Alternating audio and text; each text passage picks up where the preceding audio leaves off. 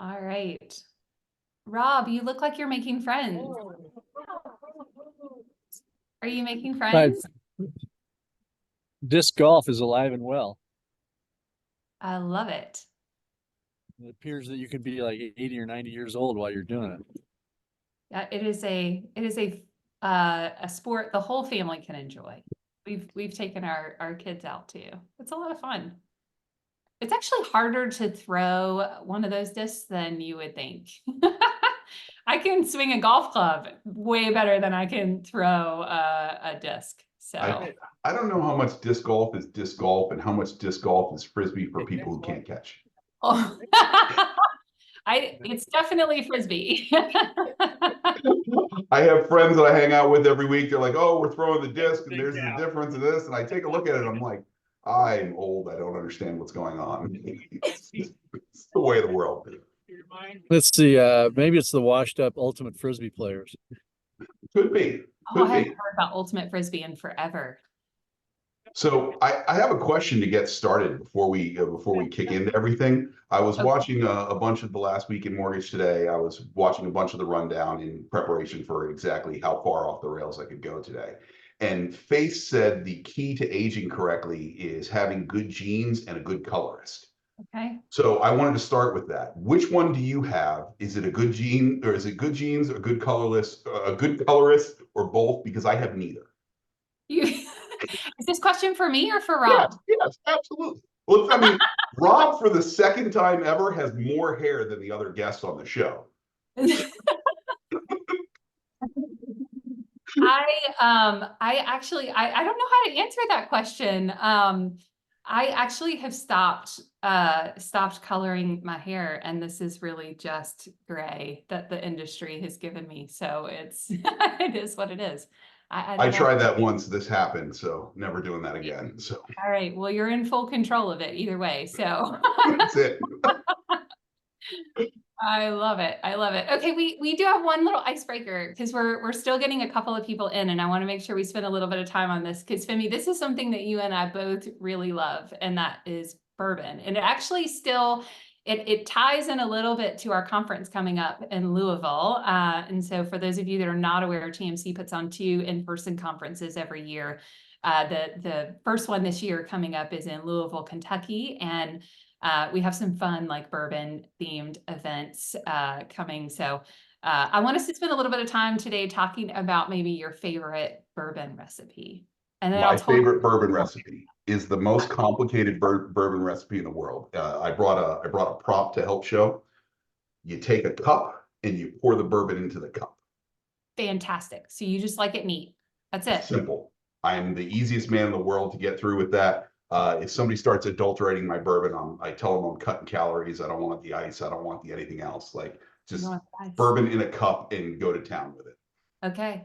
How about a paper plane? Do you know what a paper plane is? Yeah, with the lemon juice and everything else in there, like I'm Yeah. okay with that. I've tried a bunch of different drinks. If I'm not making the drink myself, I could be, uh, uh, I guess, pushed into like a smoked old fashioned or something fun. Like I'm in New Hampshire, maybe a maple syrup old fashioned. Like I can be brought into things, but I usually do that if I got to drink something that I don't necessarily want.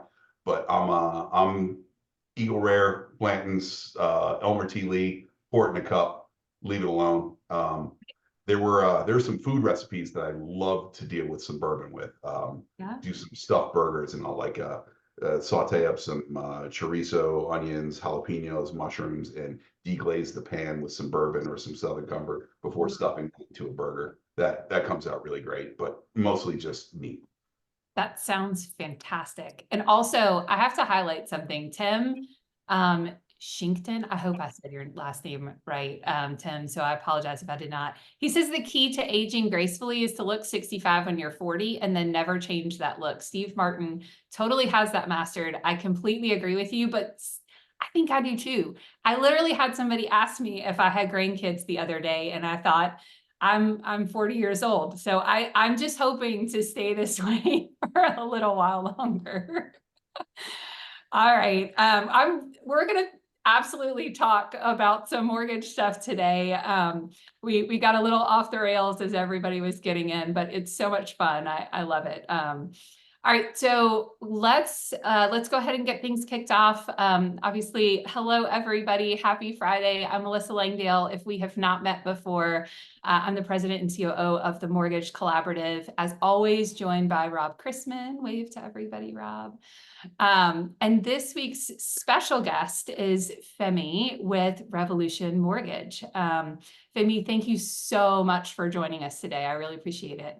If you let me back another time, I will thank you later. You're currently Revolution's EVP of operations, right? Yes, So your hands are in all things like new technology rollouts, operational efficiencies. You're watching capacity on a regular basis, all of those things, right? very much so. Very much so through our underwriting department, through our closing department, what we're taking in applications, where we're staffed at, what our output is, how we compare to our how do we compare to our peers in the output, what we can do to increase efficiency for what we're doing. Gallucci's got it right, putting out 48 fires a day. It's fun. It's fun. Yeah, 48 fires, that seems low. I got a lot of help to delegate. You guys get those 10. You guys get those 10. I like it.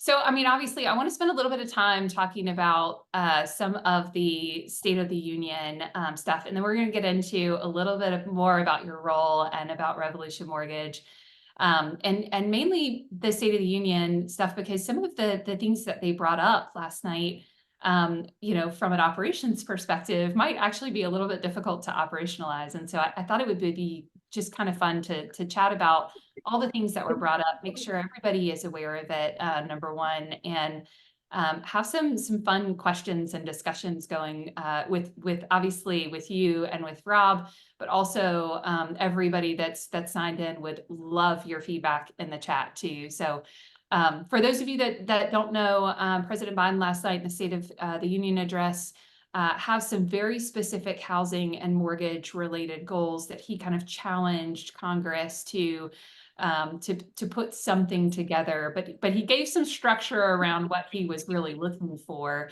So these things aren't tangible things that are being launched necessarily right out of the gate, but they are things that he's really pushing for some action from Congress on. And so want to make sure, you know, everybody is aware of that piece. One of the things that he mentioned is a mortgage credit relief.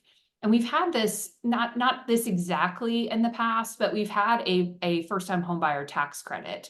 If you remember back in 2000, gosh, the maybe 2009 was when it was announced. It was after the downturn. And I think it was like $8,000 a year when that was launched back then. So we've had some version of this in the past.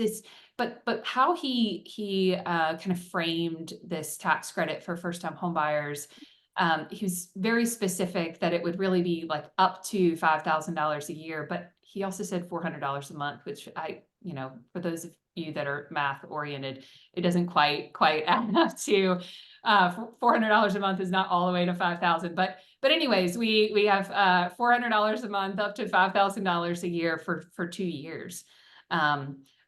You know, obviously customers aren't going to be able to use that to qualify, right, Femi?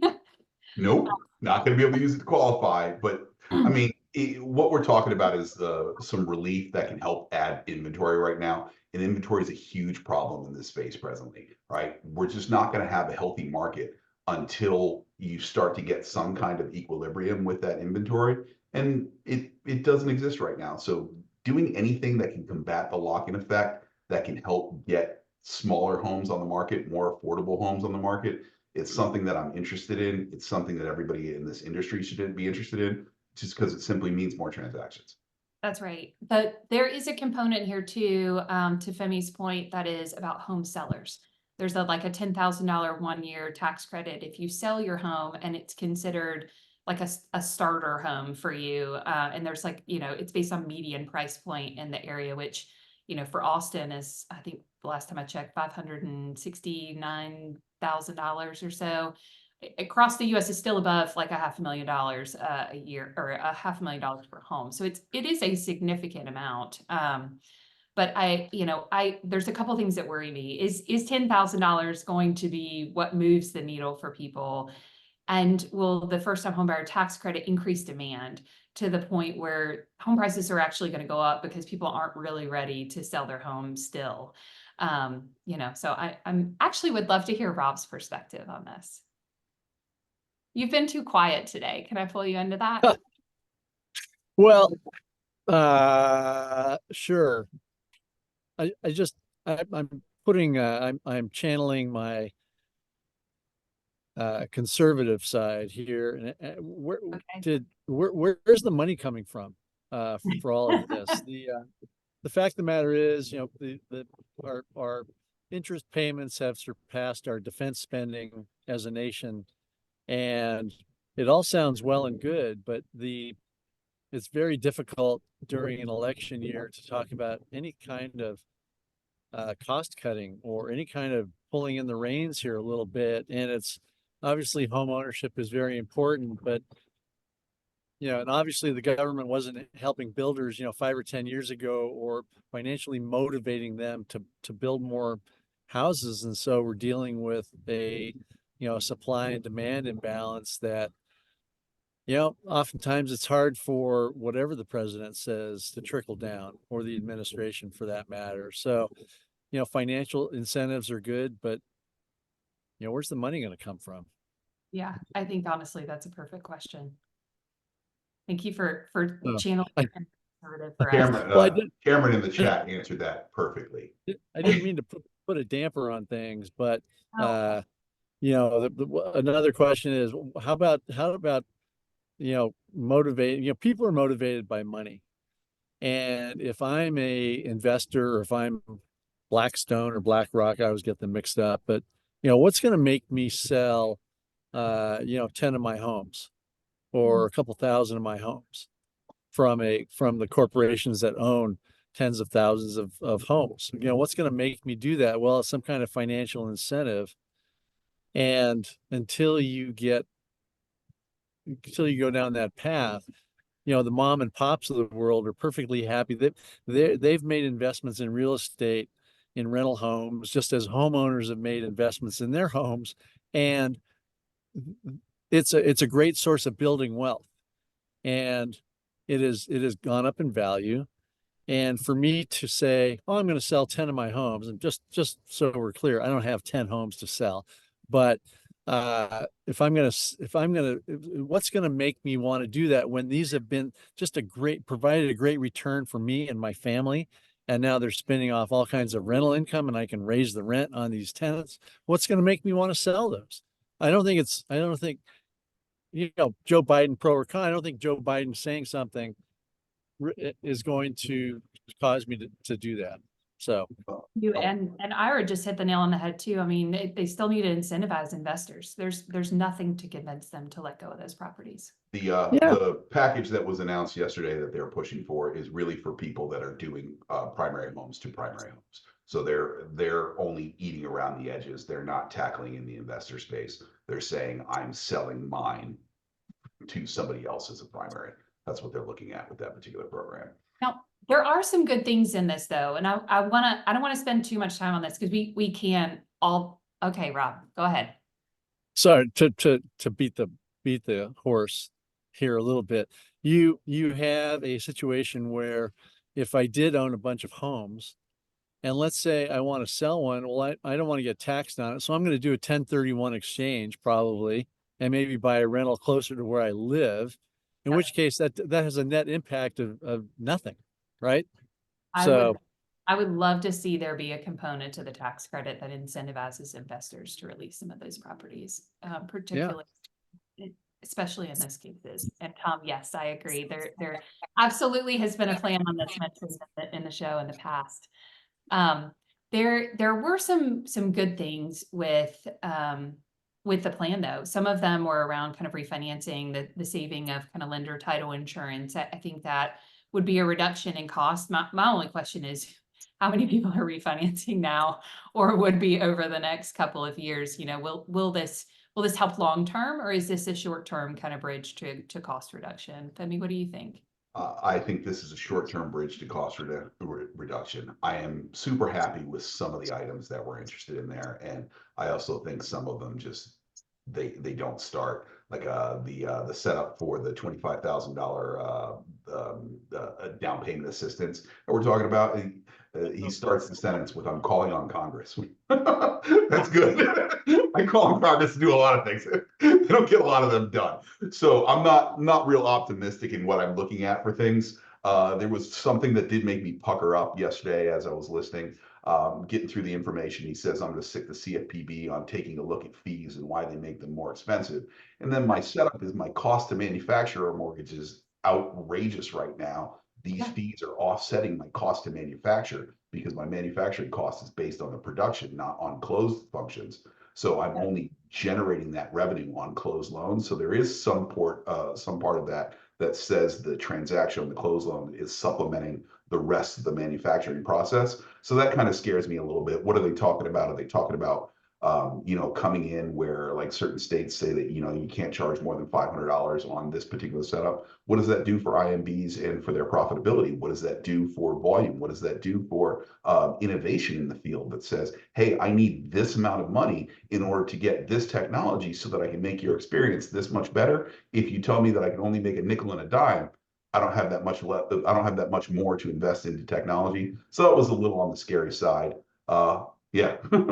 It was a giant red flag for me. In fact, Mark McCarroll's actually going to be in our conference in Louisville in a couple of weeks, so we can have a fantastic discussion with him. Rob's going to be one of the individuals that interviews him, so I cannot wait to see where we're at. So, Well, I want to congratulate Femi on using a term that has yet to be used on that show, and that is pucker up.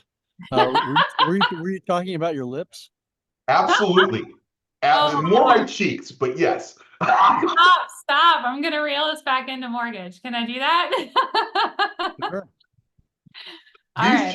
Let's talk about let's talk about Joe Biden and the White House issuing something on mortgage closing costs. Yeah, yeah, Right. yeah. Let then talk about an example yet again of maybe things having difficulty trickling down to county and town and state government. When you talk about closing costs and escrow fees and so on, I mean, what is the government gonna? I just don't. I think that it's election year politicking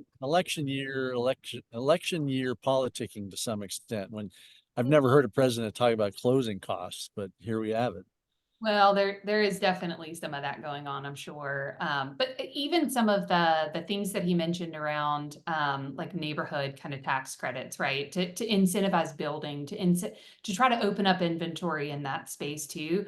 There's so many challenges with local municipalities having density restrictions, high density impact fees, even the timing of delivery of homes from like raw land, right? You've got a 2 to 3 year time frame from raw land to home, right? And so, I mean, if you think about all of those things, I think some of these things are going to require a lot more discussion and infrastructure behind, because some of them just don't land 100%. So all right, I'm going to pivot us a little bit back, because I think we could spend literally the entire time today on State of the Union, because there were so many awesome nuggets in there. I don't want to take away too much, because this was actually an interesting week for Revolution. And Femi, to the point that you guys were actually just named one of the best companies to work for, right? Was I included in that? Yes. Yes.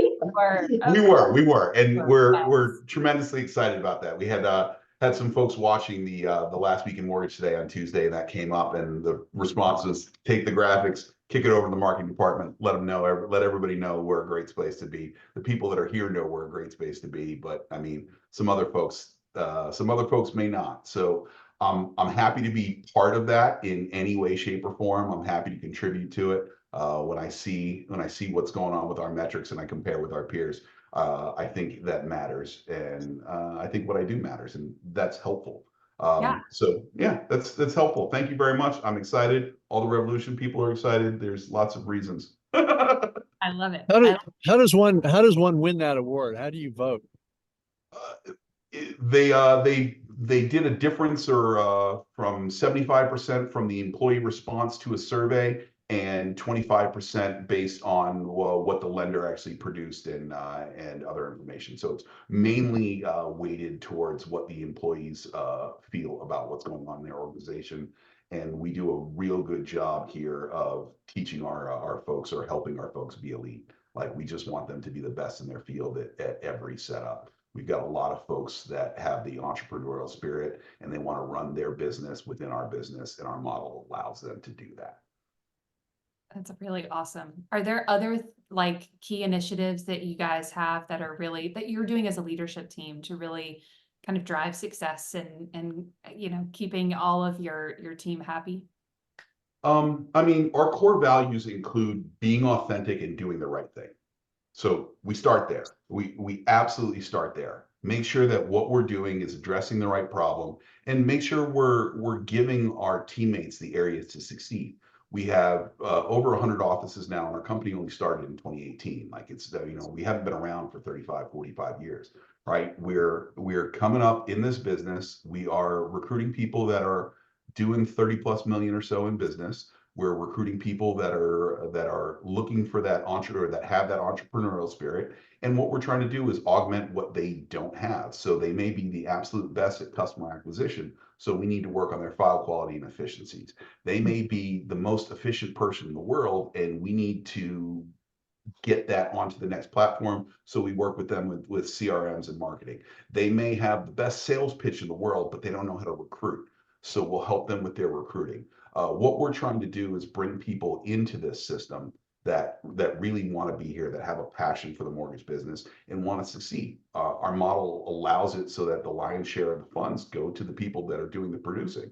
So it makes it really easy. We show a model that works, we show a model that's sustainable, and we really strive to help them in excellence with everything else. The question you asked is, what are some of the things that we're doing? Reimagining the loan manufacturing process from start to bottom, or from top to bottom. It's something very challenging, because every day we're on the Apollo 13. Something goes wrong, and this is what we have to deal with. This is the framework, this is the tech stack, this is the system that we have. But just because we have a problem doesn't mean we fix it within the Apollo 13 and move on. We come back and say, okay, what does this look like in a utopia?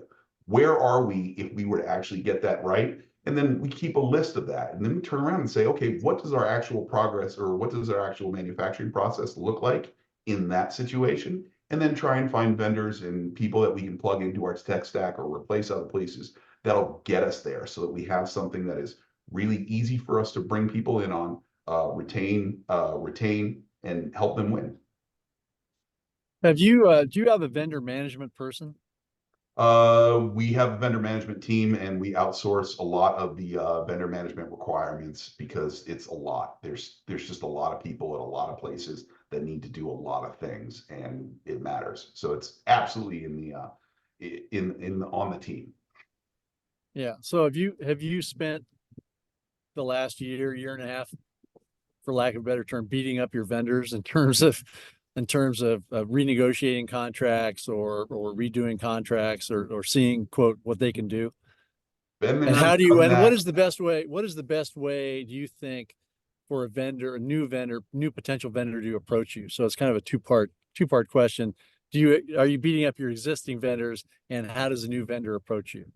A new vendor approaches me specifically with a value prop. I need to know what is different, and I need to know the delta between what I'm doing and what the difference is. Because if you have the greatest technology in the world and it saves me $1.50 per loan, and we're doing 10,000 loans a year, that's $10,000. If you can have a value prop that just stops us from having cures because somebody can read the purchase contract to see that buyers are responsible for transfer taxes, right? I'm going to get back way more than that $10,000. So I don't care how great your widget is, because my ROI really isn't there. So start with your value prop and with your ROI. Show me why it makes a difference, and show me why it helps us scale. Then the thing that I like to say with most of my vendors is, you're negotiating with me on whether or not we're using it, and you're negotiating with my ownership on how much we pay for it. So set up. That's a great, I don't know, great phrase. I Yeah. I nerd out on technology all the time, and it's something you and I share a passion for. I would love to hear, you know, maybe if you're comfortable with sharing this, you can totally tell me no. But if there's, what's been the best technology that you've implemented that has really driven the greatest operational efficiency? I joined here in the summer of 2020, and late in 2020, we implemented a new BI tool. And I'm not going to name drop because they're not a preferred vendor and they're not giving me a discount. I'm gonna describe the concept out of it, and I will clearly say that our BI tool is the absolute best piece of technology that we've implemented since I've been here. For the simple fact of we don't make the same mistakes twice because of it. That's great. It's incredibly important for us to see what our conversion ratios are, knowing when to ramp up on staffing sizes, knowing where we need to get more efficient, being able to put our information in KPIs and compare them to our peers so we know, hey, we're leading the market in this particular space. We're down here.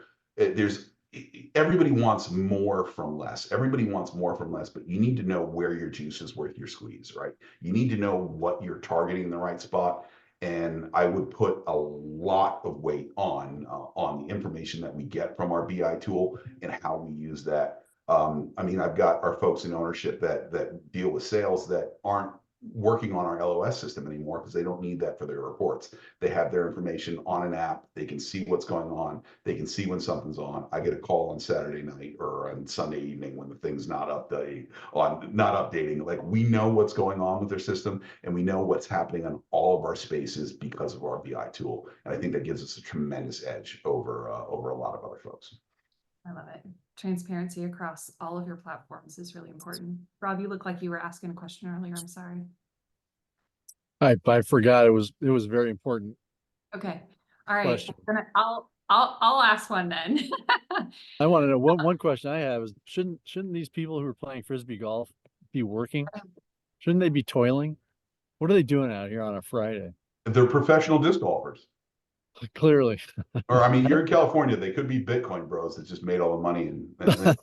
Well, it's Oh my lunchtime gosh. out there, right? Isn't it 12:30? Yeah, They it's might lunch. be Well, on lunch break. don't look at the common sense bright side of things, Melissa. Let me just gripe a little bit Not to about breathe. why don't you take a drive on a freeway at 10 o'clock on a Wednesday morning and tell me what all those people are doing. Okay. You can Okay. do that freeway drive up here in New Hampshire. You won't see anybody. There's Try a Austin, moose and a Texas. bear over there. That's it. There's nobody here. Austin, Texas, I think has a traffic jam 24/7. Austin does for sure. That's very real. Okay, I'm gonna reel us back into mortgage. Can we talk about some some operational efficiencies? Obviously, every business, and you mentioned this, every business is looking for elasticity, right? There, and especially you guys, if you're preparing to grow, as you're looking at what volume is coming down the road, having the right technology that gives you the ability of flexing as your mortgage volume flexes, where our industry has traditionally had to hire lots of people for those tasks. What do you see is kind of the the biggest opportunity, I guess, for you guys in navigating that volume increase that everybody's hopeful for this year, that more in 2024? Wow, that's a fun one. So where I'd say is take a look at your tech stack and take a look at why you're on the Apollo 13, right? This is what I have. This is what I have to work with. This is my framework that I have to work with. At some point, in order for us to get to where we need to be in scalability so that we can really be on that instant deliver and start to compete with people that are financing cars or doing credit cards where you can get these instantaneous approvals. We have to take a look at the systems that we're working in, and we have to be in a system that can produce the quality level that we're looking for, that we need for our MBS, and that we need to be able to manufacture in our system. So I'd probably say there's a bit of a gulf between what exists today and the tools that we have to use that start with the LOS system and move into how we capture data, how we collect data, how we transmit that data to the agencies, and what the agencies do with the data. Because, I mean, at one point, if you have something that says, I've got day one certainty, and you pass information back and forth, and you have the ability to lose it, was that really the most efficient base of the data? Or are you kind of like just teasing me on the, hey, it works, but no, it really doesn't later? Or if you have exception rules to say, this is that. I think that's the real space where there's going to need to be gains in our industry in total in order for us to get significantly faster. Yeah, I could not agree more. Okay, we have time for one more question. And since Rob, you've been too quiet today, I'm gonna ask you to ask the last question. Is that okay? Well, I don't have one prepared. I mean, you've covered so much ground that I find interesting. So where do you go from here in terms? I know that you're growing, right? You have a great construction product, correct? What's next? I mean, is it just kind of trying to originate loans the most efficient way possible, and stick with the same model, or I mean, what is next? Where do you see Revolution in a year? That's a good question. In a year. Wow. Hopefully at the next TMC event in Denver, as we're turning around, that's where I see us in a year. No, seriously, where I see us in a year is hopefully to the tune of about 120, 130 offices, and chipping around that 750, 800 loans a unit or a month mark. That puts us right in the $3 billion place. It was great to have the pickup of 2020 and 2021. When 22 came around and people started running for the hills, there was some M&A space. There were a lot of people that cut costs. And what we said is our platform's good. We aggressively recruited and say, we're going to grow through this. So we went wider and wider. So albeit we may be doing $1.5 billion right now, we're not $1.5 billion company, because as soon as that volume picks up and it starts to stabilize, because we've gotten so wide, everything is going to lift all the way across the board. So the thing that keeps me up every day and every night is scalability. How can we do that as quickly as possible? How can we do that without disrupting without disrupting people? How can we automate items and keep our core staff together? That's the setup. So what I see from Revolution in the next year and a half is scaling to the next level up, and making sure that every one of our partners and every one of our teammates that's here at Revolution feels the effort behind them to help supplement any area that they're not. And, we just help them win. I love it. Well, Right. thank you. All right, guys. Well, we're right up at time today. Femi, thank you so much for joining us today. Thank you for all your insights, for allowing Rob and I to go off the rails a little bit. You did a fantastic job with all of it. And so just wanted to say thanks for joining us. I didn't go off the rails. He was the one who said pucker up. Oh, that is true. But you brought it back up, my friend. So. Twice. All right. I'm dying right now. I have so many things that I want to say that I'm just remembering. I need to be invited back. So I'm just keeping them all to myself. I'll catch you guys at the bar in Louisville. Hold it in. We'll talk about it in Louisville. Thanks everybody for joining us on your Friday afternoon. I hope this was super valuable to everybody here. If you do not follow us on our podcast channels, it's TMC Connect on YouTube. It's at the Mortgage Collaborative. So follow us on both of those channels. If in case you can't make it one Friday, you can always catch up that way. Hope everybody has a fantastic weekend, and do not forget to set your clocks. Let's see, we're springing forward. Set your clocks ahead on Sunday. Have a good weekend, everybody. See you guys.